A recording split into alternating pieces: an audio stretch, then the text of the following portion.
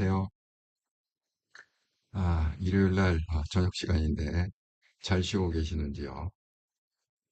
그 여러분 쉬시는데 방해되지 않게 핵심만 간단하게 찝어갖고 엑기스로 말씀드리도록 하겠습니다. 아이고 베로이커님 대표님 방송 잘 듣겠습니다. 아이고 베로이커님 감사합니다. 오늘의 썸네일 삼가 영성TV 25년 6월 22일 방송 대표 거짓말 두 마리 토끼를 잡을 수 있다. 선택과 집중을 해야 한다. 여러분 사실 그 세상이 우리한테 잘못 가리키고 있는 것들이 꽤 있습니다. 뭐 여러 가지가 있겠죠. 뭐 예를 들어서 뭐 무조건 참아야 된다. 그다음에 우리 전통적으로 왜 그거 있잖아요. 뭐 시집살이 뭐 여자가 시집 가면 뭐 3년은 귀머거리, 3년은 뭐 장님, 뭐 3년은 벙어리 이렇게 해갖고 9년을 갖다가 지내야 된다. 요즘은 그게 뭐 통할 법한 얘기입니까? 말도 안 되는 얘기죠. 사실 저희 어렸을 때 그 못난이 인형이라고 혹시 기억하는지 모르겠어요. 그게 굉장히 유행이었어요. 제가 젊었을 때. 근데 그 못난이 인형 시리즈가 뭐냐면 그거예요. 3년은 귀머거리, 안 보는 거 장님, 산모는 벙어리 말하지 마라. 이런 시리즈로 못난이 인형이 어떤 거를 지금도 기억을 합니다.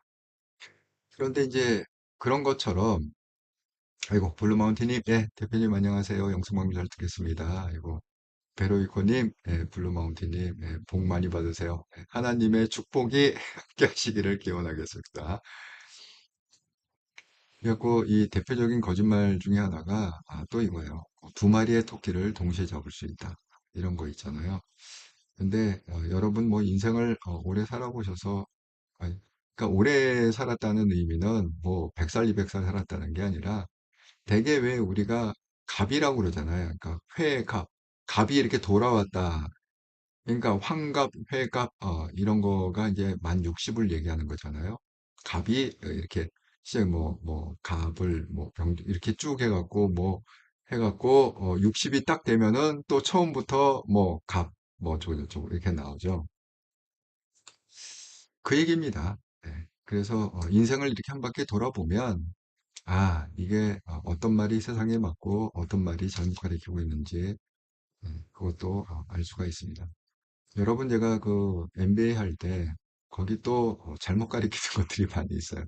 예를 들어서 그 교수님들이 그 당시에는 뭐 워낙 뭐 직원들한테 뭘 잘해줘야 된다, 뭐 고충을 들어주고 뭐 서비스를 어떻게 해주고 해갖고 뭐 내부 고객 그러니까 외부 고객이 커스터머 우리의 고객이라면 또 내부 고객이 있는데 내부 고객이 직원이다. 그리고 직원을 갖다가 뭐 오랫동안 일하게 하려면 뭐 잘해줘야 되고 뭐 해야 되고 그게 틀린 얘기는 아닌데 그 실적으로 그렇게 해주잖아요. 그러면 인간은 타락한 죄인이라서 자기가 엄청 뭐를 잘하는 줄 알아요. 여러분 저 이해가 갖기 쉽게 제가 예를 하나 들어요. 오도망님 선생님 삼가 영성 방송도 잘 듣겠습니다. 아유, 감사합니다. 아마 이 예를 들으면 금방 이해가 팍 가실 거예요. 제가 이제 컨설팅을 할 때 옛날에 왜 그 저희 젊었을 때 칭찬은 고래도 춤추게 한다 라는 책이 있었습니다. 그러니까 사실은 그런 것들이 좀 잘못 가리키니까 맞는 측면이 있긴 한데 그게 그것만 갖고 뭐가 해결되는 것처럼 그렇게 얘기하면 안 된다. 그 옛날에 또 그 세상에 가리키는 거짓말 중에 부자 아빠, 가난한 아빠 이게 또 있었거든요. 그것도 마치 뭐 그게 최고의 뭐 그렇게 하면 뭐가 인생이 풀릴 것 같지만 그거는 잘못 가리키고 있는 거죠. 근데 아이러니하게 그런 책들이 당대 베스트셀러가 됐다는 거예요. 자, 칭찬은 고래도 춤추게 한다. 그게 한참 유행일 때 제가 이제 그때가 한참 이제 컨설턴트로 이제 날아다닐 때거든요. 그럼 이제 회사 가서 이렇게 이제 세미나하고 뭐 강의를 하고 왜 회사들 가서 컨설팅 한다고 그러잖아요. 그럼 이제 CEO들을 갖다가 이렇게 대상으로 해갖고 이제 그런 얘기를 막 해요. 직원들을 갖다가 어떻게든지 칭찬거리를 좀 찾아라. 없더라도 막 의지를 갖고 찾아라. 그래서 칭찬을 갖다가 좀 해줘라. 그러면 이게 뭐 효율도 높아지고 뭐도 높아지고 좀 직원들 길을 좀 살려줘라. 그게 이제 그때 어떤 일종의 그 유행적인 패턴이었거든요. 자, 그런 세미나를 갖다 이제 일주일마다 정기적으로 딱 해갖고 뭐 패키지 뭐 세 달짜리 뭐 이렇게 해갖고 그런 걸 한다고 그랬잖아요. 자, 그거를 하고 제가 일주일 동안 한번 실행을 해보고 다음 주에 피드백을 주세요. 그랬더니 그 CEO 한 분이 저한테 이렇게 경험담을 얘기하는 거예요. 칭찬을 갖다가 정말 걔는 걔는 정말 뭐 항상 사고 치고 뭐 하고 너무너무 문제가 많아. 하지만 그래도 제가 선생님 강의를 듣고서 제가 의지를 갖고 계속 넌 그래도 이게 잘하고 저게 잘하고 뭐가 잘하고 하고 계속 칭찬을 갖다가 한 1, 2주 정도 해줬대. 그랬더니 갑자기 그 친구가 그분 이제 사장님이죠. 사장님한테 면담 신청을 갖다가 했더라는 거예요. 얘기 좀 하자. 쉽게 얘기 좀 하자. 면담 신청을 갖다가 했대요. 그래갖고 너무 뜻밖의 일을 해서 얘가 갑자기 왜 면담 신청을 하지? 그래서 날짜를 잡아갖고 이제 면담 내용을 들어봤는데 아이고 67년생 한동훈님 예 아이고 반갑습니다. 안녕하세요. 예, 잘 듣겠습니다. 면담 내용이 뭐냐면 그 친구가 이렇게 얘기하더라고요. 사장님 제가 그렇게 정말 사장님 칭찬을 갖다 하시는 대로 제가 이것도 잘하고 저것도 잘하고 뭐 이렇게 해갖고 회사에 크게 공헌한 것 같은데 그러면 사장님, 저 월급을 올려주셔야 되는 거 아닙니까? 그 사장이 너무 기가 막혀갖고, 아무 얘기도 못하고, 근데 그 얘기를 듣는 저도, 빵 터졌어요. 너무 뜻밖의 면담 내용이래갖고, 그 얘기를 듣고 아주 빵 터졌습니다. 그러니까 이게 뭐 MBA를 해도 이게 약간 유행이 있거든요. 경영하기도 약간 유행이 있기 때문에 그런 책이 한번 유행하기 시작하면 또 뭐 따라가고 뭐 이 컨설팅 하는 사람들이 또 그렇게 칭찬을 해주세요, 뭐 해주세요, 이러는데 그 잘못 가리키고 있는 거죠. 칭찬을 하지 말라는 게 아니라 이 정확하게 칭찬, 잘못한 건 잘못한 거고 잘한 건 잘한 거고 근데 항상 무조건 잘한다가 아니라 너는 뭐뭐를 했기 때문에 이런 측면에서 봤을 때 넌 잘한다. 이번에 그런 사건을 갖다 해결하는 거 보니까 너는 확실히 순발력이 있는 것 같다. 뭐 이런 식으로 좀 구체적으로 찝어갖고 해야 됩니다. 잘못을 해더라도 너 무조건 잘못했어. 이런 게 아니라 야 그걸 갖다가 그런 식으로 접근하는 거 보니까 너 좀 문제가 좀 있는 것 같아. 야 이게 상식적으로 맞는 접근이냐? 이렇게 어쨌든 조금 구체적인 내용을 들어서 칭찬하고 그다음에 교정을 해주시라. 어쨌든 간에 잘못 가리키고 있는 게 꽤 있습니다, 세상에서. 근데 그 중에 하나가 뭐냐? 바로 제가 오늘 얘기하려고 했던 대표적인 세상의 거짓말이 뭐냐? 두 마리 토끼를 동시에 잡을 수 있다. 이게 또 유행하니까 어떤 분은 또 세 마리 토끼를 동시에 잡을 수 있다. 네 마리 토끼를 동시에 잡을 수 있다. 이렇게 말도 안 되는 얘기를 갖다가 하고 있습니다. 그래서 오늘은 또 그 한동훈 대표, 뭐 사실 이거 하는 것도 한동훈 대표의 지금 상황과 이거를 갖다가 좀 영적인 관점에서, 영적인 세계에서 분석하고 뭔가 우리가 레슨을 받자라는 의미로 그러니까 이제 영적 세계 관점에서 제가 한번 풀어보도록 하겠습니다. 제가 오늘이 일요일이잖아요. 그냥 뭐 교회 다니는 사람 걸 주일이라고 그러는데, 그냥 뭐 교회 안 다니시는 분도 계시니까, 그냥 편안하게 다 알아듣게 그냥 일요일 날은 교회 예배가 있습니다. 필리핀도 마찬가지로 교회 예배가 있습니다. 제가 예배를 갖다가 이제 드리는 그 초반부에 저희 단톡방이 있다고 그랬잖아요. 카톡에. 거기서 뭐 이렇게 좀 대화가 오고 가길래 제가 지금 예배 드리고 있습니다. 저녁 시간에 뵙겠습니다. 하고 영상을 하나 거기다가 바로 그냥 쇼츠 영상으로 찍어서 올렸는데 이게 이제 필리핀 교회거든요. 여러분 한번 이거 보시고 제가 한번 15초짜리예요.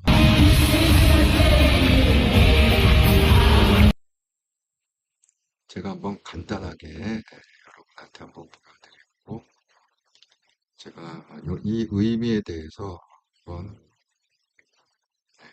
좀 들어보시죠.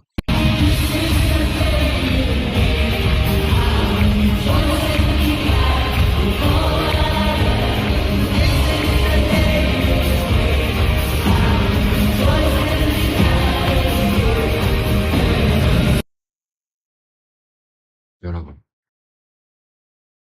필리핀에 이런 되게 이제 필리핀의 교회 얘네들이 처치 그러면 되게 카톨릭 처치를 얘기해요.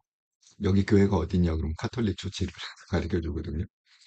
왜냐하면 이제 전통적인 카톨릭 국가입니다. 그래서 세계에서 유일하게 낙태를 불법으로 규정하고 또 세계에서 유일하게 낙태야 뭐 우리나라도 불법이죠 사실은. 근데 세계에서 아주 유일한 독특한 그 법률이 하나 있는데 이게 정말 국가 법률이에요. 그게 뭐냐면 이혼이 허락이 안 돼요. 이게 이제 기독교 그 뭐야 그러니까 카톨릭에 아주 그런 엄격해 갖고 이혼을 허용하지 않습니다. 그래서 필리핀 사람들이 이혼하기가 굉장히 힘들어요. 그렇기 때문에 한 50%의 사람들은 그 겉으로 보기에 이제 뭐 애도 서명 3명, 4명 이렇게 낳고 사는데 실적으로 보면 혼인신고가 안 돼 있어요. 왜냐하면 혼인신고를 갖다가 리갈리 해버리면 이게 나중에 뭔가 잘못돼 갖고 그 헤어질 때 이게 거의 불가능해. 왜? 이게 디볼스라는 게 없어. 그러니까 이게 이혼이라는 게 없어요. 그런데 여기서도 그러면 그 국민들이 엄청나게 불만이 있을 거 아닙니까? 아니 이건 도저히 잘 맞을 줄 알고 결혼을 했는데 막상 살고 보니까 이게 안 맞아갖고 헤어져야 되는데 법적으로 이게 헤어지지를 못하면 안 되잖아요. 왜냐하면 제일 큰 문제는 결국 돈 문제거든요. 그러니까 만약에 한쪽이 어떻게 하다가 돈을 갖다가 대박을 터뜨려갖고 뭐 많이 모았어. 그러면 여기 50% 가져갈 권리가 있어요. 그 배우자가 뭐 여자가 돈이 많건 남자가 돈이 많건 그러니까 이게 돈 문제가 복잡하게 옮길 거 아닙니까? 그러니까 이제 말이 안 되니까 이혼은 안 되고 그러니까 영어로 얘기하면 디볼스는 없어요. 근데 뭐가 있냐면 어날먼이라는 게 있어요. 그 어날먼을 갖다가 한국말로 해석하면 결혼 중지예요. 그러니까 헤어지는 게 아니라 결혼이 일시적으로 중지됐다는 거지. 효력 중지야, 쉽게 얘기하면. 그런 개념으로 어날먼만 해요. 그러니까 여기서 어날먼을 하면 떻게 되느냐? 마치 우리 이혼한 것처럼 권리가 소멸이 되는 거예요. 그래서 배우자가 돈이 많더라도 다른 배우자가 여기에 대해서 50%를 요구할 그 이제 효력이 상실되는 거죠. 그렇기 때문에 여기 필리핀 분들의 그 상류층이건 하류층이건 상관이 없어요. 50%는 그냥 결혼 안 하고 살고요. 50%는 결혼하고 삽니다.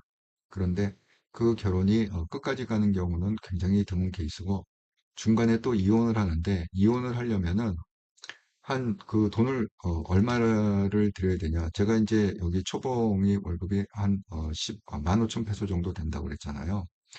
그러니까 대학 그 대학 졸업자의 초봉 월급에 한 한 20배, 20배에서 30배 정도의 돈을 들여야 이혼이 됩니다. 그것도 최소한 3년이 걸려요. 3년에서 5년.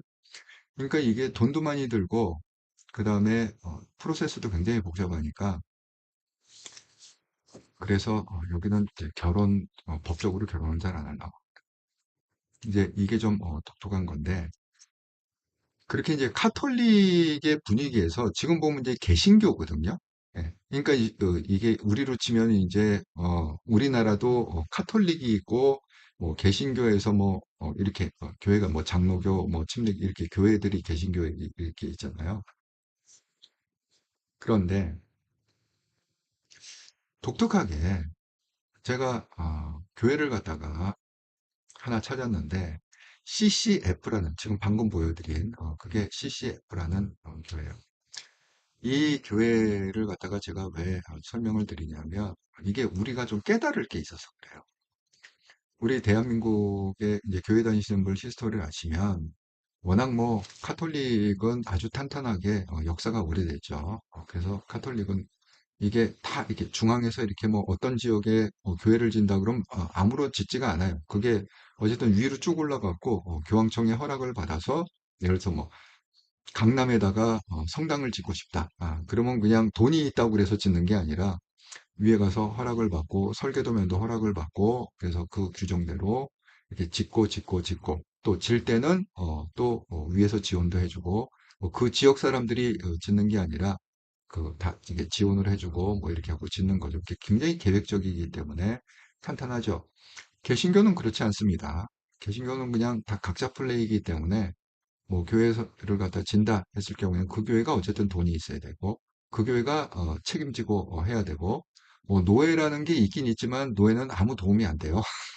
노예다 돈을 대면 됐지 노예가 교회를 도와주는 경우는 거의 없습니다.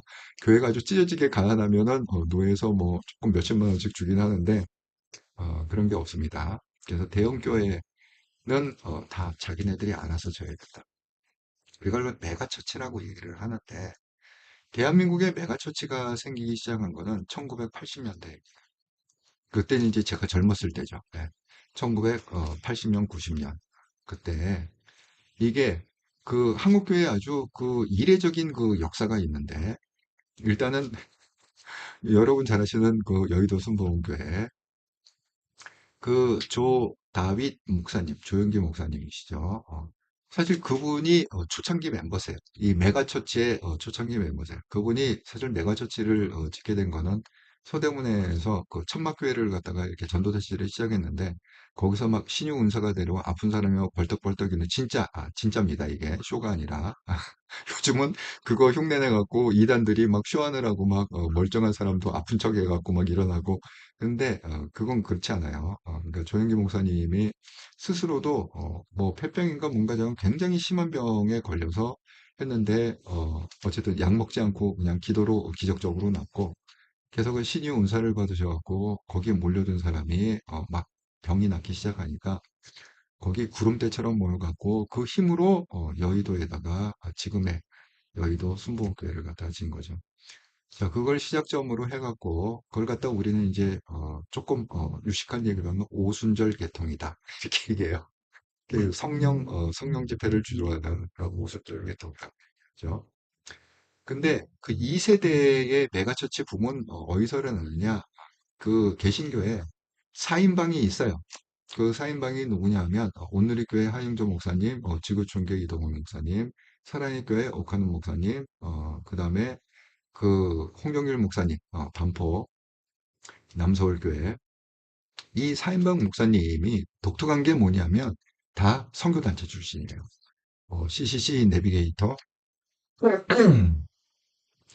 그 제가 학교 다닐 때 굉장히 활성화된 게 뭐냐 대학교 선교 캠퍼스에 대학 활성화한 게 뭐냐면 CC 내비게이터 IBF 뭐 이런 데가 있는데 다 그런 출신들의 목사님이 목회를 했는데 다 성공했어요. 메가처치가 돼버렸어요.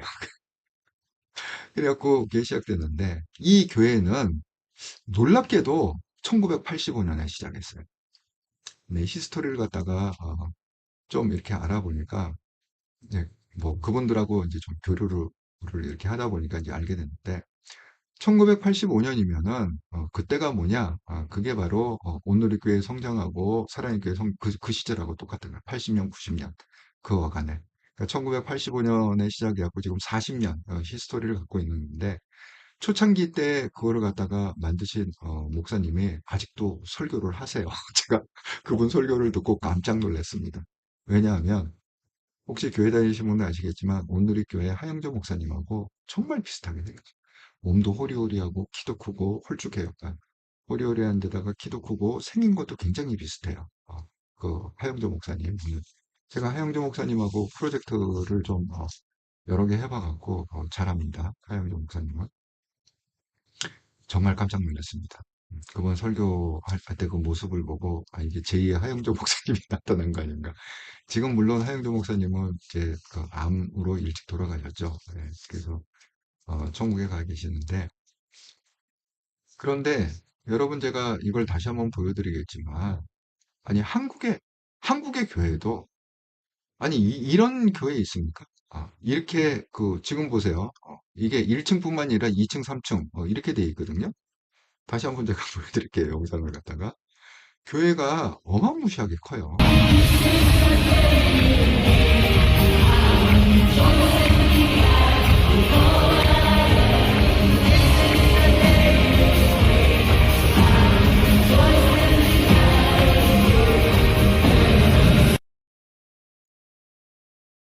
그렇죠. 예. 이게 본당인데요. 본당이 이 정도고, 그 다음에 이제 교회가 뭐 굉장히 한 8층, 9층? 빌딩이야. 아주 대형 빌딩이야. 무슨, 무슨 예술의 전당이나 뭐 그런 데 온 느낌이거든요. 그러니까 이제 여러분 혹시 온누리교회 같은 데를 가보셨으나 사랑의 교회를 갖다 가보시면 알겠지만 그런 분위기예요. 아주 로비가 엄청 높고, 그러니까 3층 정도 높이를 갖다 통으로 완전히 뚫려갖고, 굉장히 고가 높고, 뭐 그 안에 뭐 카페도 있고, 서점도 있고, 그냥 온갖 뭐 음식점도 있고 다 들어가 있잖아요. 이 똑같아요. 예, 지금 이 필리핀 교회도 제가 굉장히 고가 높고, 거기 보면은 뭐 각종 프로그램 굉장히 많고요. 그 다음에 그 안에 뭐 커피숍부터 시작해갖고, 서점, 교회 서점 있고, 조금 외곽 쪽에는 푸드코트를 만들어 놔갖고, 식사하는 장소도 있고, 뭐 자관 뭐 어마어마한 정말 깜짝 놀랐습니다. 오늘의 교회를 갖다가 필리핀에 이렇게 떠다 놓은 그런 느낌, 그런 겁니다. 그런데 더 놀라운 사실은 뭐냐? 되게 한국 같은 경우에는요, 이게 교회가 체인 개념이 아니에요. 물론 체인 개념인 교회가 있습니다. 여러분 뭐 잘 아시는 그 자통당에 그뭐 사랑제일교회 여기는 체인이에요. 왜냐하면 교회가 전국에 쫙 퍼져 있는데 그 담임 목사가 혼자 컨트롤 하잖아요. 근데 오늘교회는 그렇지 않단 말이에요. 오늘교회는 그냥 파송 개념으로 해갖고 그냥 서울에 있는 오늘교회만 그냥 담임 목사님의 어떤 통제하에 있는 거지. 예를 들어서 뭐 오늘교회가 예를 뭐 대구에 있다, 오늘교회가 부산에 있다. 그러면 통제하는 게 아닙니다. 거기다 했던 사람들이 파송받아갖고 그냥 담임 목사가 다 되는 거거든요. 예. 그런 개념으로 했는데 이 교회는 또 놀라운 게 뭐냐면 이게 메트로 마닐라에도요 교회가 여러 군데가 있어요. 제가 지금 이거 보여드린 데는 이제 중앙교회가 메인. 그래갖고 CCF 센터라고 해갖고 거기가 이제 메인 그 처치인데 뿐만 아니라 여러 개가 있어요. 메트로 마닐라 안에도 이런 CCF 교회가 많이 있고 더 놀라운 건 뭐냐 이게요 지방에도 지방에도 많아요. 이 중앙에 있는 교회가 지금 등록 교인이 한 10,000명 정도 되거든요. 그 센터라는 데가. 그런데 오늘 또 어떤 일이 있었냐면 그 지방에 있는 리더야. 뭐 바이블 스터디 리더가 여기까지 원정을 온 거야. 이 본교회까지 원정을 해갖고 예배 시간, 그러니까 설교 시간에 간증을 하는 그런 오늘 뭐 하나님의 인도하심이라는 그런 주제로다가 목사님이 설교를 했는데 거기에 이어서 자기가 어떻게 뭐 죽다 살아났는지 그런 얘기를 갖다가 이제 그 테스트모니를 하는 거죠. 그럴 정도로 이 필리핀 전역에 어마어마한 다바이어도 있고 잠깐 그냥 우리로 치면 이런 거예요.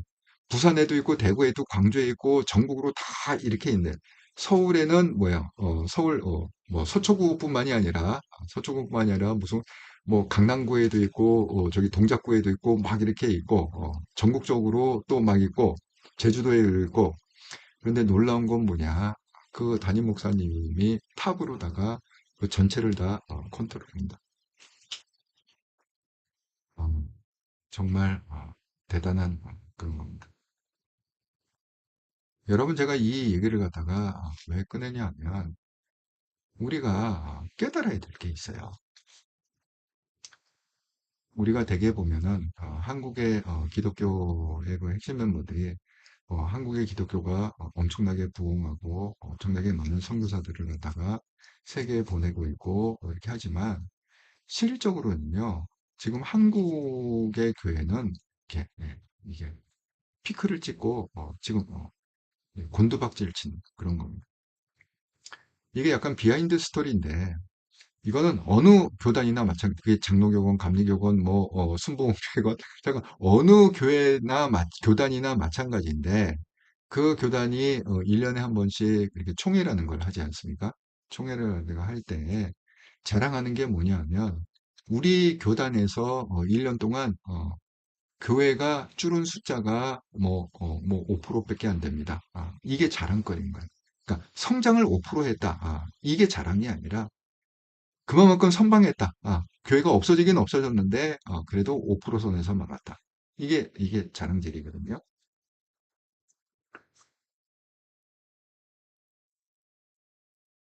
우리가 좀, 기억할 게 그런 거죠. 필리핀을 갖다가 굉장히 뭔가 많이 이렇게 좀 필리핀이 없어 보이고 뭐 이렇게 하고 그건 마찬가지예요. 경제력뿐만이 아니라 뭐 교회도 뭐 필리핀에 뭐 개신교가 뭐 뭐가 있어 다 뭐 카톨릭 처치 아니냐 개신교 뭐가 제가 이거 말고 또 다른 교회 필리핀어 하는 거였는데 거기는 극장을 갖다가 엄청 빌려요. 여러분 극장을 빌려갖고요. 여기는 사부 예배를 드리거든요. 어, 9시, 12시, 3시, 6시 이렇게 일요일 날 사부 예배를 드립니다. 제가 간 그 극장, 그 만달리옹에 있는 그 극장을 빌려서 하는 그것도 이제 이런 분위기하고 비슷한 교회예요. 그리고 사람이 많이 모이기 때문에 극장을 빌리는데 거기는 일요일 날 7부 예배를 드려요. 새벽부터 일곱 번 너무 사람들이 막 밀려와 갖고 그래서 제가 가만히 봐서 도대체 한 번 모일 때마다 몇 명이 오는가 되게 2,000명, 3,000명씩 와요. 예. 그 7부 예배 드린다고 그랬잖아요. 그럼 예를 들어서 거의 2,000명이 하면은 매 주일마다 14,000명이 예배를 드린다는 거 아닙니까? 정말 거기는 사람이 너무 많았고 옆자리를 갖다 비워놓지를 못해요. 안내위원들이 아주 꼼꼼하게 왜 이게 미어 터지니까 교회가 개신교회가 미어 터지니까 아 우리가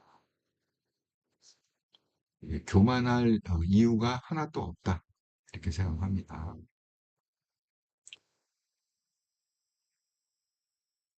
정말 우리의 어떤 그 정치계나 또 경제계나 현실을 갖다가 좀 정확히 알고 우리가 좀 생각해 볼 필요가 있다는 생각합니다. 제가 그 오늘 그 주제로 꺼낸 두 마리 토끼를 동시에 잡은 이게 거짓말이라고 그랬잖아요. 이건 이제 한동훈 그 좀 대표하고 연관해 갖고 이걸 좀 얘기를 하자면 아이고 블루마운틴님 한 마리 토끼 잡는 것도 힘든데 어떻게 한 번에 두 마리 토끼를 꿈도 근데 실질적으로 그런 얘기 많이 하잖아요. 뭐두 마리 토끼를 동시에 잡을 수 있다. 뭐 세 마리 토끼를 동시에 잡을 수 있다. 블루마운틴 예배가 축제 같네요. 한국은 엄숙한데. 예. 아, 블루마운틴님이 이제 그런 거죠. 성당은 굉장히 엄숙해요. 예. 그래서 성당은 왜냐하면 뭐 예식 자체에 그 예식 자체가 그냥 하나님의 은혜고 그러기 때문에 그런 예식들이 많죠. 개신교도 제가 아까 약간 좀 설명을 한 것처럼 뭐 오순절 계통이 있잖아요. 이제 성령 집회를 많이. 그런데도 이제 이런 분위기고 전통적인 또 장로교회가 있어요. 굉장히 보수적인. 거기서는요, 교회 안에서 뭐 드럼을 치거나 이러면은 난리가 나요. 기타 치고 드럼 치고 난리가 나죠. 예, 특히 이제 고신이라고 해갖고 고려신앙 그런 계통이 가장 보수적인 개신주의에서 그런 겁니다. 그런데 요즘은 그걸 안 하면 젊은 사람들이 오질 않아요. 예. 그래서 거기서도 이제 많이 좀 이렇게 변하려고 노력을 하죠. 그러니까 이런 교회도 있어. 예를 들어서 뭐 소망교회 같이 이제 그 점잖은 교회죠. 예. 거기도 이명박 대통령이 다니던 게 소망교회 아닙니까? 그러니까 거기는 이제 어떻게 하냐면 오전에 어른들이 주로 많이 드는 건 전통적인 그냥 엄숙한 예배를 이렇게 뭐 드럼 기타 이런 거 없이 엄숙한 예배를 드려요. 하지만 이제 청년 예배로 넘어가면 그 다음에 이제 오후에 청년이나 젊은 사람들을 위한 예배는 드럼 기타 찬양을 갖다가 이렇게 빡시게 하면 지금 이런 분위기로 하면 그건 어쩔 수가 없어요. 안 그러면 청년들이 없어요. 교회에 있을 수가 없습니다. 그래서 어떻게 어쨌든 이런 열악한 상황에서도 정말 이렇게 잘하는 데가 있다. 근데 제가 이 교회를 보고 정말 깜짝 놀란 건 뭐냐면 되게 그 필리핀도 성당에서 예배를 드리 제가 성당도 자주 갑니다. 다양하게 이 필리핀 문화를 왜냐하면 필리핀에서 종교를 이해하지 못하면요 이 필리핀을 이해할 수가 없어요. 그렇기 때문에 다양한 측면에서 문화를 접하고 나름대로 분석을 하고 있는데 성당 가면은 헌금 시간에 실제로 연보를 이렇게 돌려요. 바구니를 돌려갖고 이렇게 헌금을 하게 하잖아요. 대부분의 교회가 그렇습니다. 근데 이 교회는 그렇지가 않아요. 이 교회는 그냥 오늘의 교회식으로 딱 그냥 헌금함을 갖다가 몇 군데 딱딱딱 놓고 알아서 헌금해라. 굳이 예배 시간에 헌금바구니 안 돌리겠다. 그러니까 정말 이 한국의 온누리 교회를 갖다가 뛰어다 놓은 목사님도 정말 비슷하게 생기셨고 하영구 목사님 그런 느낌을 받았습니다. 아, 자, 지금 한동훈 대표는 그 페이스북에다가 뭐 일 있을 때마다 이제 페이스북에 글을 좀 올리잖아요. 그래서 최근에 올린 글이 두 개인데 하나는 이 일일 전이니까 이제 어제 올린 거죠. 그래서 167번 교정 공채를 위한 추도사. 이 굉장히 좀 길어요, 이것도. 그래서 제가 그냥 첫 화면만 캡처해 놨는데 6.25 전쟁 때 목숨으로 교훈을 지킨 숨은 영웅이야기 이렇게 해갖고 굉장히 좀 장문의 글을 올렸습니다. 한번 시간 되면은 읽어보시기 바랍니다. 그리고 이제 또 하나 올린 건 뭐냐면 본인이 라방한 거죠. 요거는 이제 19시간 전 이렇게 해갖고 본인이 이제 라방 한국 영화 월드컵 부사강 한동훈입니다. 이렇게 해갖고 라방한 거를 여러분 요즘 그 한동훈을 좀 까대는 그룹들이 있잖아요. 그런 사람들이 그 까대는 주제 중에 하나가 뭐냐면 이 라방이에요. 한동훈의 라방을 갖고 까대는 경우가 좀 많습니다.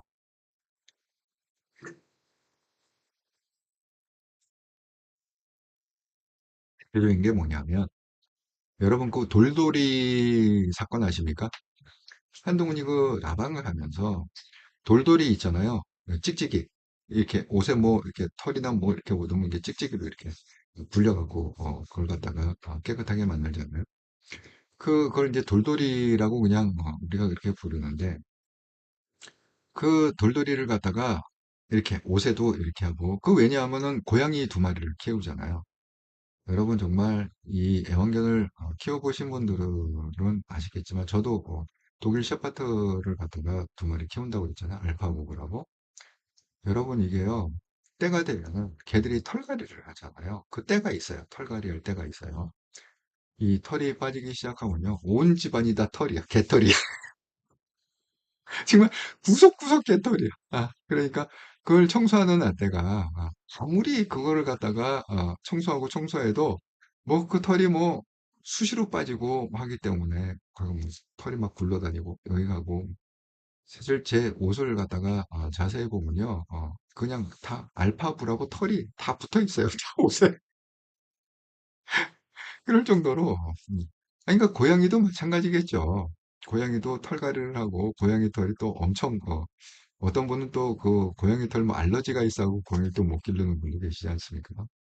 그럴 정도로 이제 털이 많으니까 돌돌이를 갖다가 한 이유가 그거예요. 저희가 고양이 두 마리 키우기 때문에 온 집안에 털이 많으니까 뭐 옷에도 이렇게 돌돌이를 하고 그런데 그게 뭐냐면 얼굴에다가 돌돌이 한 그게 있어요. 그래갖고 얼굴에도 털이 막 묻을 거 아니에요. 얼굴에도 한동훈이 라방을 하면서 얼굴에 이렇게 돌돌이. 근데 그걸 갖다가 얼굴에 돌돌이 하는 걸 딱 캡처를 해갖고 SNS에 엄청 퍼져 있습니다. 나 이런 사람 처음 봤다. 얼굴에 돌돌이 하는 거 처음. 제정신이야. 정말 이상하다. 뭐 정신이 어떻게 된 거 아니냐. 혹시 그 SNS에 그 짤이 도는 거 혹시 보셨는가 모르겠어요. 엄청 뭐 돌아다녔습니다. 그때 당시에. 그리고 그런 거를 갖다가 하는데 여러분 잘 한번 생각 좀 해봅시다. 지금 한동훈 대표가 최근에도 여기 뭐 19시간 전 이렇게 갖고 라방한 걸 본인이 올렸다고 그랬잖아요. 여러분 라방하면 되게 무슨 얘기를 하죠? 뭐 음악 얘기하고 뭐 그런 얘기 하지 않습니까? 그러면 한동훈 대표가 물론 음악을 좋아하죠. 음악 좋아해요. 근데 속이 편해서 지금 음악 얘기를 하는 걸까요?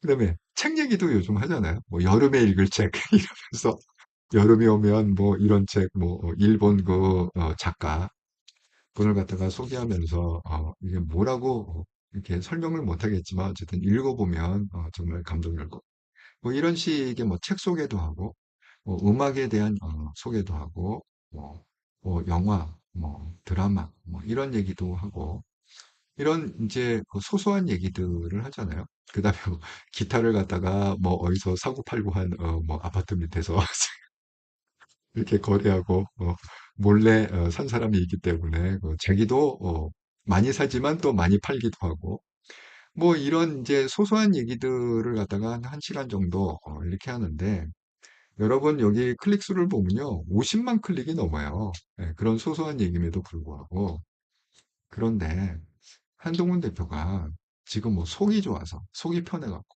뭐 음악 얘기하고 무슨 돌돌이 얘기하고 무슨 뭐 기타 얘기하고 뭐 음악 얘기하고 영화 얘기하고 그러겠습니까?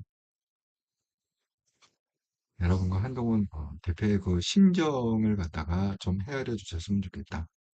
여러분 그게 뭐겠어요? 한동훈 대표가 지금 이런 굉장히 열악하고 그런 와중에도 지금 엄청나게 장고를 하고 있다고 제가 얘기했습니다. 도대체 이걸 어떻게 당대표를 나와야 될지 말아야 될지 만약에 안 나온다면 나는 어떤 선택을 해야 될지 국힘에서 어떻게 이거를 청산할 수 있을지 뭐 저건 온갖 고민이 많을 거 아닙니까? 굉장히 지금 숙고하고 장고하고 있는 중인데 그럼에도 불구하고 그냥 웃으면서 1시간 동안 라방을 하는 이유는 뭘까요? 그건 이유가 있죠. 나 아직 살아있다. 그 얘기 아닙니까? 나 아직 죽지 않았다.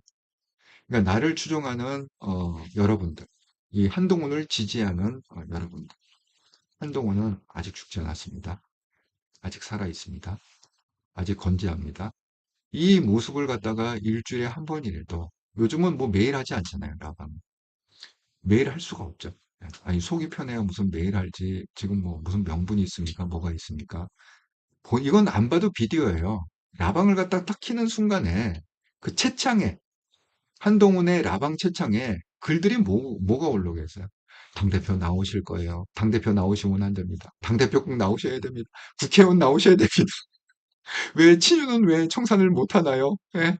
제가 온갖 얘기들이 아주 그냥 물밀듯이 막 올라오지 않겠습니까? 한동훈이 그걸 읽으면서 방송을 하잖아요. 하지만 거기에 대해서 언급을 합니까? 이건 뭐 안 봐도 비디오예요. 어떤 내용들이 그 채창에 정말 수도 없이 올라올지 안 봐도 비디오지만 그거를 갖다가 알면서도 그냥 태연히 묵묵히 이렇게 하는 그 한동훈의 심정을 좀 우리가 헤아려 주시라 이렇게 말씀드립니다. 예, 아이고 동그라미니 어제 라방하실 때 자주 하신다고 했어요. 예, 자주 하면 좋죠 뭐. 예, 저희들은 좋죠. 한동훈 대표는 좀 심리적으로 좀 힘들 수가 있어요. 왜냐하면 계속 좀 질문을 갖다가 사람들이 많이 할 텐데 그 질문에 지금 딱히 대답할 시기가 아니잖아요. 지금은 제가 그랬죠. 지금은 생각하고 묵상할 때 지금 섣불리 움직일 때가 아니다. 지금 섣불리 뭐 이거 하겠다 저거 하겠다 얘기를 할 수가 없지 않습니까? 또 정치에게도 섣불리 이렇게 언급하기가 좀 힘들잖아요. 왜 한 번 언급해버리면 지지자들은 그냥 그걸 100%다 받아들이고 앞으로는 이제 이렇게 가는구나 이렇게 생각하기 때문에 한동훈 대표가 그 생각이 정리가 안 된 상태에서 그 얘기를 섣불리 또 꺼낼 수는 없지 않습니까?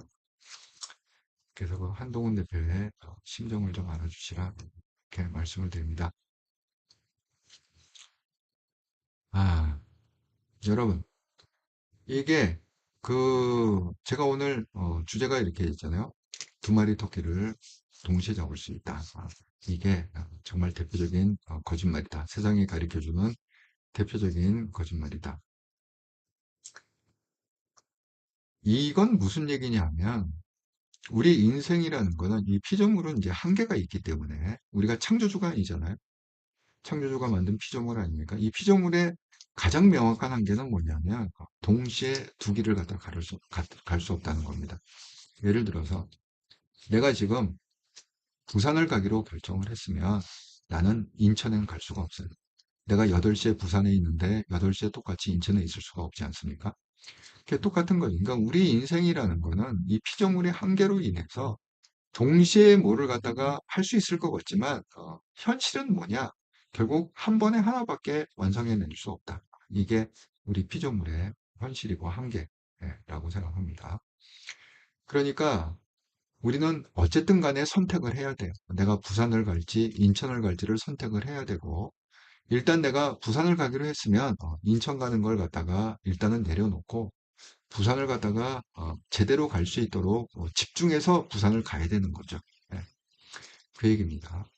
성경에도 이게 이제 어떻게 기록이 되어 있냐면, 여러분들 계시록이라는 거는 이제 성경의 맨 마지막에 나오는 게 계시록인데, 창세기, 그러니까 창조를 어떻게 했느냐부터 시작해갖고 계시록으로 끝나는데, 계시록은 뭐예요? 그 세상의 마지막은 이렇게 될 거라는 일종의 예언서죠. 그런데 여기 요한계시록 3장 14절에서 16절 보면은 거기 계시록에 그 일곱 교회에 대한 칭찬과 약간 비판이 있는 뭐 유명한 구절입니다. 일곱 교회에 대한 평가. 자, 그 중에 하나의 라오디게아 교회에 대해서 이렇게 나와 있습니다. 라오디게아 교회의 사자들에게 편지한 아멘이시오 충성되고 참된 증인이시오 하나님의 창조의 근본이시니가 이르되 내가 내 행위를 아노니 내가 차지도 아니하고 뜨겁지도 아니하노다. 내가 차든지 뜨겁든지 하기를 원하노라. 내가 이같이 미지근하여 뜨겁지도 아니하고 차지도 아니하니 내 입에서 너를 토하여 버리리라. 이게 요한계시록 3장 14절에서 16절. 그러니까 이게 무슨 얘기냐면 이제 하나님은 이제 이렇게 차든지 뜨겁든지 둘 중에 하나만 하라는 거야. 이건 뭐 찬 것도 아니고 뜨겁지도 아니고 이건 뭐 그냥 비지직전 어떨 때는 이랬다가 어떨 때는 저랬다가 하는 것도 아니고 안 하는 것도 아니고 뜨뜻미지근하게 그런 인생을 원치 않는다는 거죠. 그래 갖고는 성공할 수 없다는 겁니다. 인생에. 그러니까 이제 이건 이제 믿음을 갖다가 지키는 거죠. 그러니까 이 성경 구절은 이제 믿음을 지키라는 얘기인데 믿음을 지키려면 확실히 지키든지 믿음을 버리려면 차라리 화끈하게 그냥 버려갖고 하든지 이건 뭐 믿음을 지키는 것도 아니고 버린 것도 아니고 어떤 땐 이랬다가 어떤 땐 저랬다가 그럼 뭐야 그러면 괜찮을 거겠지 뭐 요렇고 저렇고 왔다 갔다 하면 괜찮을 거겠지 결론은 뭐예요? 결론은 이거죠. 마지막 구절. 어, 그 네가 그렇게 그 차지도 않고 덥지도 않고 미지근할 바에면 내가 이같이 미지근하여 뜨겁지도 아니고 차지도 아니 내 입에서 너를 토하여 결국은 뭐예요? 그렇다고 해서 하나님의 어떤 뭐 은혜를 받거나 사랑을 받는 게 아니라 또 진노를 받아서 그냥 뱉어버리겠다 그런 거죠. 우리가 그 사는 것도 똑같다고 저는 생각합니다. 그래서 우리는 선택과 집중이라는 정말 이거는 굉장히 우리 마음에 새기고 인생을 살아야 될 그런 두 단어다. 선택과 집중을 해야 된다. 선택이 중요하죠. 네. 이걸 갖다가 이제 한동훈 대표의 그 복귀를 갖다가 좀 하자면 한동훈 대표는 그 신당 창당을 선택하지 않았어요. 선택이 없었던 건 아닙니다. 선택할 수 있었습니다. 분명히 그때 생각은 했을 거예요. 왜? 많은 사람들이 그 얘기를 했을 거니까. 저도 그 얘기를 했습니다. 작년 12월 16일부터, 제가 사실 그 전날부터 얘기했죠. 작년 12월 15일부터 그 당대표 사퇴 기자회견 할 때 한마디만 꼭 해주시라. 도저히 안 돼서 신당 창당을 하겠다. 딱 한마디. 다른 얘기 안 해도 됩니다. 이 얘기를 그 전날부터 했습니다. 15일부터. 그리고 그 이후로 4개월 동안 주구장창 신당 창당 얘기를 했습니다. 제가 생각할 수 있었던 거는 똑똑한 한동훈이나 또 한동훈을 지지하는 똑똑한 책사들이 이 옵션을 생각하지 못하진 않았을 거다. 하지만 생각은 했지만 선택은 뭐였습니까? 신당 창당이 아니라 뭐였느냐? 그냥 국힘에서 승부를 보겠다. 국힘을 다시 접수하겠다. 이렇게 결정을 한 거죠. 그랬는데 어쨌든 결과는 좋지 않았습니다. 결과를 보면 결국은 대선 후보도 못했고 최종 대선 후보도 못했고 결국 지금 굉장히 오히려 이재명을 갖다가 대통령으로 만드는 그런 결과가 되어버렸다 이렇게 생각합니다. 거기부터 좀 꼬여간 거죠. 한동훈의 그 선택이 거기서 약간 꼬인 건데 여러분 한동훈뿐만 아니라 우리의 인생도 한번 리뷰를 한번 해봅시다. 아이고, 서필기 형님, 늦었습니다. 처음부터 듣겠습니다. 감사합니다. 일단, 일단 제 말씀부터 듣고, 나중에 그냥 처음부터 들으세요. 우리 인생을 갖다가, 저는 그걸 상당히 굉장히 많이 깨달아요. 자, 제가 인생 중에 선택을 잘해갖고, 성공한 경우도 있고, 선택을 잘못해갖고, 어려움에 처하고, 공경에 빠진 경우도 있고, 실패한 경우도 있고, 아마 여러분도 저하고 비슷한 경험을 했으리라 생각합니다. 그런데, 여러분 한번 가까웠게 한번 제가 예를 들어볼게요. 한 1년 전에 한번 생각해 봅시다. 1년 전 일을 갖다가 내가 지금 후회하는 게 하나 있다. 이렇게 생각합시다. 그러면 그때 만약에 내가 제대로 선택했으면, 1년 전에, 2년 전에 제대로 그걸 선택을 했으면 지금 내가 더 성공이 있고 더 좋은 결과를 가질 텐데 이런 생각 많이 하시잖아요. 그런데 지금 이제 지나서 생각해 보면 1년 전이나 5년 전이나 10년 전에 그 솔루션이 존재하지 않았나요? 그 해결책이 존재하지 않았나요? 아니에요. 정말 희한하게도 해결책은요, 항상 있었어요. 항상 존재했어요.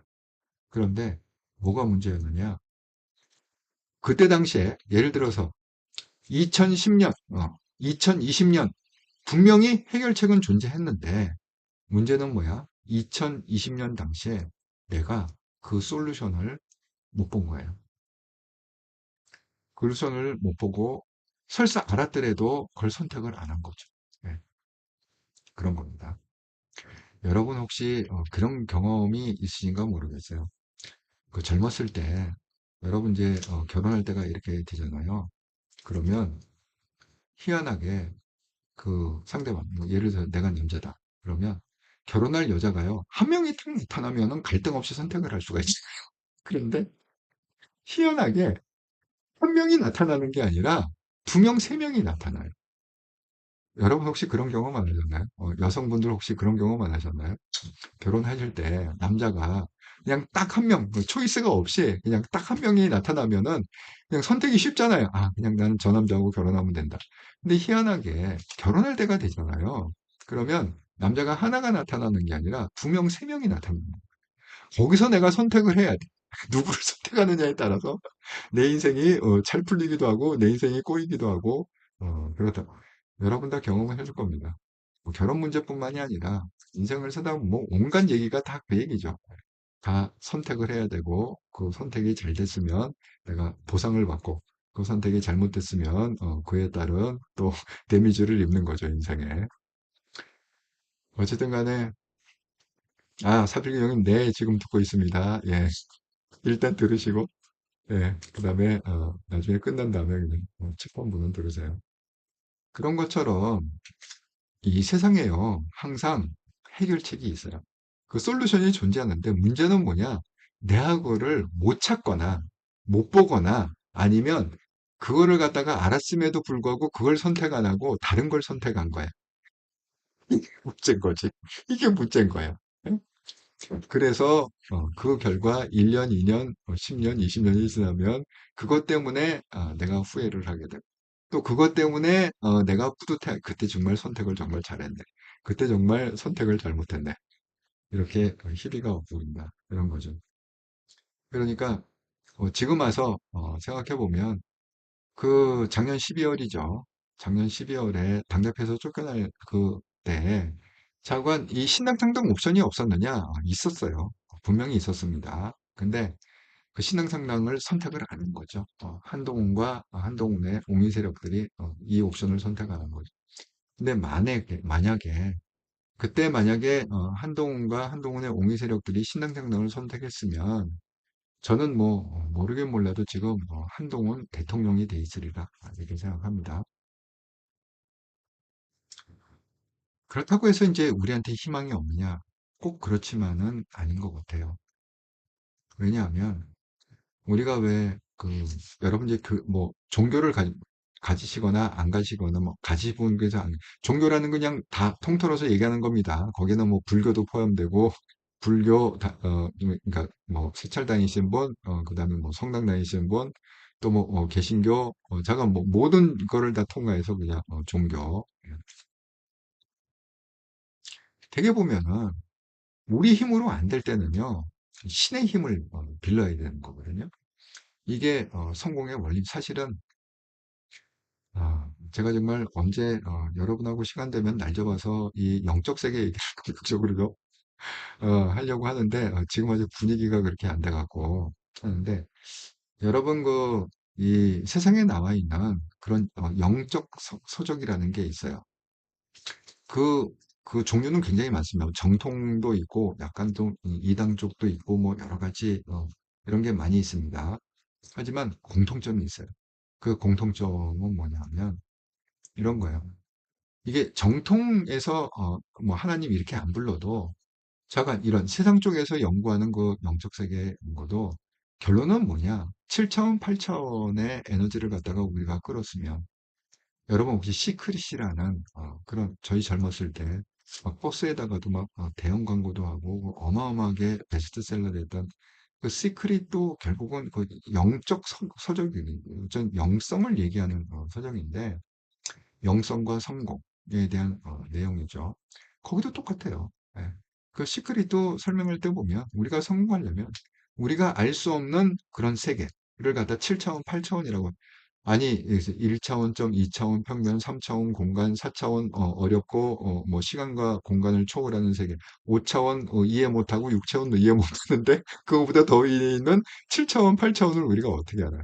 그러니까 굉장히 미지의, 신비의 예, 어떤 세상에서 오는 그런 7차원, 8차원의 영적 에너지를 끌어다 쓰면 성공한다. 이걸 기독교식으로 얘기하면 하나님의 힘을 빌려 쓰면 성공한다.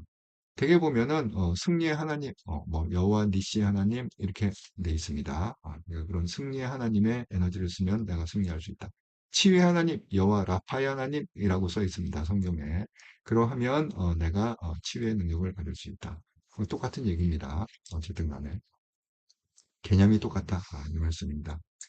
그러니까 우리 힘으로 안 할 때는 하나님의 힘을 빌려야 되는데 이게 하나님의 뜻은 굉장히 오묘해 갖고 지금 뭐 이재명 대통령이 이렇게 됐지만 제가 얘기했죠. 5년을 갖다가 다 채울지 안 채울지는 끝까지 가봐야 된다. 그건 장담할 수 없다. 이렇게 말씀을 드렸잖아요. 그런데 어쨌든 간에 그 이재명 대통령이 지금 큰 전략을 짜고 있는 게 뭡니까? 큰 전략은 뭐예요? 대통령이 되자마자 특검법을 통과시켰고 그 특검법의 핵심은 지금 윤석열 내란죄 특검법 검사 60명을 붙였고 김건희 특검법 결국 김건희를 잡자고 검사 40명을 붙였습니다. 그런데 어제 그제 뉴스에 보니까 이 김건희 특검법에 기존에 40명의 검사를 붙였는데 거기다가 28명의 검사를 추가로 투입했다. 그러니까 이게 이게 바뀌어버린 거야. 윤석열 검사가 총 60명인데 여기는 40명에 28명 하면은 뭐예요? 68명. 이 김건희 특검이 더 이게 왜? 나올 거리가 훨씬 많기 때문에. 국민을 자극할 수 있고 국민의 동조를 받을 수 있는 왜냐하면 우리들조차 이 김건희를 싫어하잖아요. 왜 명분병은 받아가? 왜 명태균하고 쿵짝은 해갖고? 왜 무슨 놈의 도산이 뭐니 해갖고 그런 사람들한테 무슨 뭐 터가 어땠느니 뭐가 어땠느니 뭐 용산을 갔다가 청와대를 안 들어가고 뭐 용산 제가 온갖 얘기가 너무너무 많지 않습니까? 그러니까 이거를 갖다가 국민을 갖다가 자극하고 그거를 갖다 효과적으로 이걸 뒤집을 때는 윤석열 사건보다 김건희에 대한 건수가 훨씬 더 아주 이펙티브하다는 거죠. 네. 효과적으로 국민을 파고 들어갈 수 있다. 그러면 왜 김건희를 갖다가 제가 그랬잖아요. 김건희는 이게 약한 고리라고. 네. 약한 고리를 갖다가 아주 집중 공격을 하면은 누구까지 딸려 나오느냐? 윤석열까지 딸려 나올 수 있다는 거예요. 자, 윤석열이 딸려오면 누구까지 딸려오느냐? 지금 친윤이라고 얘기하는 윤석열의 친구인 뭐 권성동 뭐 무슨 윤상현 줄줄이 엮어갖고 딸려보낼 수 있다. 그걸 갖다가 이재명이 눈치를 챈 거죠. 그래서 김건희 특검에 그 검사를 갖다가 보강을 했다. 자, 이제 그렇게 되면은 이게 어떻게 되겠습니까? 1년쯤 지나면 이게 하루 이틀에 이게 되는 게 아니잖아요. 뭐 한두 달에 이게 되는 게 아니잖아요. 왜? 특검을 갖다가 일단 하면 특검은 이제 기간이 정해 있습니다. 맥시멈 뭐 세 달인가? 어쨌든 간에 기간이 정해 있어요. 그러면 특검이 끝나면 끝나느냐? 아니죠. 그걸 갖다가 하고 그 수사한 내용, 특검한 내용을 갖다가 이제 기소를 해갖고 그다음에 뭐예요? 법정 싸움을 해야 되는 거잖아요. 그러면 법정 싸움이 시작되면은 1심, 2심, 3심 이거 하는데 최소한 한 1년에서 1년 반은 걸리지 않아요. 아무리 빨라도 1년에서 1년 반은 걸리지 않습니까? 그러니까 지금은 아무것도 아니에요. 지금 뭐 김건희 얘기 나오고 뭐 윤석열이 뭐 무슨 체포를 하려고 그랬다 뭐 해갖고 뭐 포승줄로다가 묶어갖고 어쩌고 이거는 이제 세 발의 피고요. 진짜 얘기는 언제 나오느냐? 1년 후에 나오는 거예요. 1년 후에 법정 싸움에서 예, 나오게 되는 거예요. 온갖 얘기가 막 터져 나올 겁니다. 법정 싸움에서. 그러면 그때는 국힘이 최악의 위험에 처하는 거죠. 그럼 그 최악의 위험에 처했을 때, 자, 뭘 갖다가 들고 나옵니까? 위헌정당 해산 카드를 들고 나옵니다. 봐라. 이런 정당이 어떻게, 그렇게 하면 그때 되면요. 아니, 물론 개딸들이나 뭐 민주당 지지하는 자들은 국힘 해산해야 된다고 생각하겠죠. 우리 보수들은, 아니, 그래도 아무리 그래도 어떻게, 우리, 이렇게 그 보수 정당이 어떤 국힘을 갖다가 해산할 수 있냐. 뭐 그구들이 장악을 했긴 했지만 그거는 좀 너무한 거 아니냐라고 지금은 생각하고 있지만 이제 1년이 지난 다음에 그동안에 1년 동안에 온갖 분위기가 다 잡혀갖고 김건희가 이렇게 했습니다. 윤석열이 이렇게 했습니다. 이렇게 하고 지금 국힘이 이렇게 하고 관련된 사람이 이런 일을 하고 저런 일을 잠깐 막 증거들이 튀어나오고 녹취록이 튀어나오고 막 카톡이 막 튀어나오고 하는 순간 국민들은 뭐예요? 국민들은 공분하게 돼 있고 분노하게 돼 있고 그럼 뭡니까? 국힘은 해산해야 되는 정당이구나. 그런 분위기가 돼갖고 해산이 될 수 있다는 거예요. 충분한 가능성이 있습니다. 그렇기 때문에 홍준표가 지금은 홍준표는 미리 얘기했어요. 지금은 이렇지만 1년 후에는 이거 해산될 거다. 그러니까 각자 도생해라. 지금부터 생각하고 있어. 살아남을 생각을 각자도 누가 구해주지 않는다. 홍준표는 미리 예견을 했습니다. 저도 예견을 하겠습니다. 그래서 이런 거예요. 이게 만약에 위헌정당이하고 국힘이 이제 해체가 돼버리잖아요. 그러면 한동훈 입장에서 보면 이게 본의 아니게 한동훈 신당 창당 효과가 나오는 거예요. 그러니까 한동훈은 스스로 선택을 안 했고 한동훈의 옹의 세력은 신당 창당이 아니라 그냥 국힘에서 한판 승부를 떠보겠다라고 선택을 했지만 그 선택은 일단은 잘못된 선택으로 결론이 났죠. 왜? 결과가 없었으니까.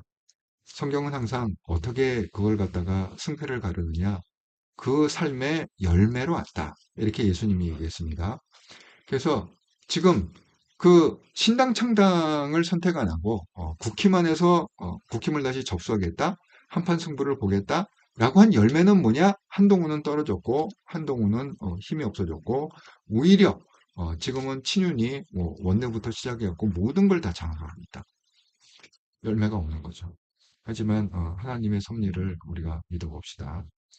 그래서 1년 후에 이게 위헌정당 해산이 돼버리면 한동훈은 결국 본의 아니게 뭐예요? 신당 창당 효과를 거는 거죠. 그 다음은 뭐예요? 한동훈을 중심으로 해서 이미 정당은 국힘이 해산됐다 생각하면 걔네들은 걔네들 나름대로 신당을 만든 겁니다. 친윤 신당을 만들겠죠. 네. 하지만 그때 가서 한동훈은 친윤 신당에 들어갈 이유가 없잖아요. 이미 국힘이라는 이름이 없어졌기 때문에. 그러면 그때는 한동훈이 한동훈 신당을 차리셔서 그렇게 해서 제대로 좀 대한민국을 이끌어가 주시라 이렇게 생각합니다. 여러분, 저는 이렇게 생각합니다. 한동훈과 한동훈 추종자들이 왜 신당 창당 선택을 하느냐? 두 마리 토끼를 잡으려고 했다가 저는 실패한 거라고 생각합니다. 왜? 이게 왜 두 마리 토끼냐 하면요. 이런 거예요. 그때 당시에 창당을 하면 보수가 갈리기 때문에 무조건 이재명이 대통령이 된다. 이런 분위기가 있었거든요. 그걸 갖다가 뭐 박상수도 그런 식으로 얘기하잖아요. 박상수 변호사도. 뭐, 이래서 뭐 민주당이 뭐 4개, 5개로 쪼개지면은 뭐 우린 할 거 없이 이긴다. 반대로 생각하면은 국힘이 4개, 5개 쪼개지면 뭐 선거하거나 마나 무조건 민주당. 뭐 이런 논리로 설명하지 않았습니까? 그게 왜 두 마리 토끼를 잡기 위해서 하는 건가? 명분으로 내가 보수를 갖다가 쪼개지 않기. 나는 보수를 쪼개지 않았다. 그 명분을 찾기 위해서 그런 거죠. 자, 그 명분을 찾음과 동시에 뭡니까? 내가 들어가서 얼마든지 친윤을 갖다가 쳐내고 개혁을 하고 청산해서 내가 대통령이 될 수 있다. 이렇게 믿었던 거잖아요. 그러니까 나는 보수를 쪼개지 않았다는 그 큰 토끼와 그다음에 들어가서 내가 얼마든지 경선에 붙어갖고 나는 대선 후보가 될 수 있다. 라는 그 두 마리 토끼를 갖다가 동시에 잡으려고 했다는 거죠. 네. 이걸 갖다가 한 마리씩 잡으려고 그랬으면 어떻게 해야 되느냐? 그거는 어떻게 해야 되죠? 보수를 갖다가 내가 신당 창당하면서 쪼갰다. 라는 그거를 갖다가 욕을 먹었어야죠. 12월 12월 15일 날, 12월 16일 날 그걸 갖다가 발표할 때 그냥 보수를 갖다가 내가 쪼개갖고 보수를 망하려고 하는구나. 그 욕을 일단 먹고 하지만 그때 신당 창당했으면 지금 대통령이 됐겠죠. 예. 그러니까 내가 대통령이 될 거를 갖다가 확실한 목표를 갖고 무슨 욕을 먹든지 내가 대통령이 될 거냐. 아니면 뭡니까? 그런 식으로 명분을 갖다가 두 마리 토끼는 뭐지? 그런 선택과 집중이라는 면에서는 저는 이재명이 성공했어요. 왜냐하면 이재명은 무조건 대통령이 돼야 됐어요. 그렇기 때문에 모든 욕을 다 먹었습니다. 여러분 국회의원 선거할 때 기억나시죠? 이재명은 철저하게 다 잘라냈습니다. 공천을 갖다가 줄 때 오로지 이재명의 변호사들, 이재명의 추종자들, 이재명의 코딱지를 후볐는지 모르겠는지 모르겠지만 어쨌든 그런 부류의 사람들만 집중적으로 공천을 주고 그때 욕을 바가지로 먹었습니다. 저래 갖고 총선 말아먹을 것 같다. 그래서 그때 당시에는요. 지금 그 여론조사 뭐 이렇게 돌려보면은 팀이 100, 150석, 160석 이렇게 예측을 할 때예요. 예, 그때 너무 분위기가 안 좋았기 때문에. 하지만 이재명 모든 욕을 먹고 그렇게 했습니다. 또 이재명이 욕먹은 게 또 있어요. 당대표 되자마자 당원 당규를 다 뜯어고쳤습니다. 언제든지 레디 고 하면은 대통령 출마할 수 있도록 그런 규정이 없어요. 당권 대권 분리 이 규정이 있었는데 그걸 다 깔아뭉개고 없앴습니다. 그 다음에 무슨 선거를 하든 간에 자기가 이겨야 되기 때문에 대의원보다 당원, 대의원 이렇게 했는데 그걸 갖다 20분의 1로 확 줄여버렸습니다. 그래서 이 개딸들의 투표의 그 이펙티브, 그 유효성을 갖다가 20배 높였습니다. 그런 식으로 온갖 욕을 먹어가면서 다 뜯어고치고 때를 기다렸는데 그렇게 기다린 다음에 누가 날개를 달았냐? 윤석열과 김건희가 갑자기 계엄을 하는 바람에 왕창 날개를 달고 그 힘으로 대통령이 된 거죠. 그래서 어쨌든 간에 선택과 집중에 있어서는 이재명의 전략이 맞았다. 온갖 욕을 먹고 오로지 대통령을 선택했기 때문에 결국은 좋은 열매를 얻을 수 있었다. 그렇게 생각합니다. 그래서 여러분 이제 성경에도 보면 어떤 얘기가 있냐면 그 사도 바울이 전도 여행을 간 게 딴 이유가 있어서 그런 게 아니에요. 자, 그때 당시에는 예루살렘에 베드로를 비해서 뭐 12제자 네, 사도 바울도 예루살렘에 있었습니다. 예루살렘 교회가 잘 돌아갔기 때문에 쉽게 해서 우리로 치면 이제 서울에 있었다는 거죠. 수도 서울에. 수도 서울에 이렇게 했는데 하나님께서 이렇게 여기가 좋사오냐고 똘똘 모여 있는 거를 갖다가 그 노골을 못 보죠. 그러니까 그 로마를 통해서 박해를 했습니다. 엄청나게 사람을 죽이고 박해를 하니까 겁이 나서 다 튀었어요. 예루살렘에 베드로 혼자 남고 나머지 제자들이 다 튀었습니다. 예. 그래서 땅 끝까지 복음이 전화됩니다. 그러니까 실적인 역사 히스토리를 보면은 로마의 엄청난 박해 때문에 결국은 흩어졌고 그 흩어진 그 효과로다가 결국은 딴 것까지 복음이 전해. 그래서 사도 바울의 3차에 의한 전도 여행이 됐고, 여러분 잘 아시는 그 믿음이 없다고 한 도마 있잖아요. 도마가 왜 믿음이 없다고 그랬느냐? 그 나타나갖고 이렇게 했더니 그 손에 못 짜고 그다음에 옆구리 창 짜고 보여주면 내가 믿겠습니다. 안 보고 믿으면 좋을 뻔했는데 하지만 다 보여줬습니다. 예수님이 만져봐라 만져봐라. 부활한 예수님이 다 이렇게 했습니다. 그렇게 믿음이 없던 도마도 그 박해 예루살렘에 박해가 엄청 심하고 다 때려 죽이자고 했더니가 다 튀어갖고 그 믿음 없는 도마도 아랍에 가서 그 선교 열전을 보면은 믿음 없는 도마가 아랍에 가서 그 모래 딱이었고 목만 딱 남겨놓고 그렇게 해서 순교를 한 그 기록이 있습니다. 그런 것처럼 결국은 우리가 우리 힘으로 안 될 때는 하나님의 힘을 빌려야 된다. 그러니까 자 1년 후에 굉장히 중요합니다. 1년 후에 해갖고 본격적으로 이제 그 재판에 걸리고 하면 이재명이 어쨌든 위헌정당 그 카드를 써갖고 국힘을 갖다가 그냥 해체시켜 버리고 한동훈은 어쩔 수 없이 그 박해 때문에 예루살렘 박해 때문에 확 흩어져듯이 어쩔 수 없이 이 국힘을 버리고 나가서 창당을 해서 한동훈 표의 그런 정치를 시작할 수 있는 분위기를 하나님이 만드시지 않을까 그렇게 또 기대를 갖다가 해봅니다. 그게 어떻게 보면 우리의 또 희망이다 이렇게 생각합니다. 그래서 어쩔 수 없이 그렇게 도망가느라고 도망갔지만 그 덕에 복음이 세상 끝까지 확장된 것처럼 또 어쩔 수 없이 그 이재명의 박해로 인해서 국힘이 산산조각 나갔고 위원정당이었고 뿔뿔이 흩어졌지만 그 김에 한동훈이 신당 창당을 할 수 있는 그런 여건이 돼갖고 해서 그다음에 다음번 선거 22대 대통령에서는 한동훈 신당의 후보로 한동훈이 나와갖고 대통령이 되기를 기원을 해봅니다. 예, 열정님, 예, 안녕하세요. 예, 박찬대 코딱지. 정말, 예, 여러분 그 짤을 보시면 아시겠지만, 지금도 돌아다니는 게 그 뭐냐면, 그런 거예요. 박찬대하고 정청래하고 이렇게 하는데, 지금 SNS상에 아주 난리가 났습니다. 정청래를 타도하는, 예, 그런 게 이 사진을 갖다 이게 딱 띄웠는데요. 이재명이 앞에 딱 이고, 박찬대 정청래가 뒷줄에 바로 뒷줄에 앉아 있었는데, 그 사진이 어떤 사진이냐면 박찬대하고 이재명은 손을 딱 잡고 있어요. 이렇게 친근하게.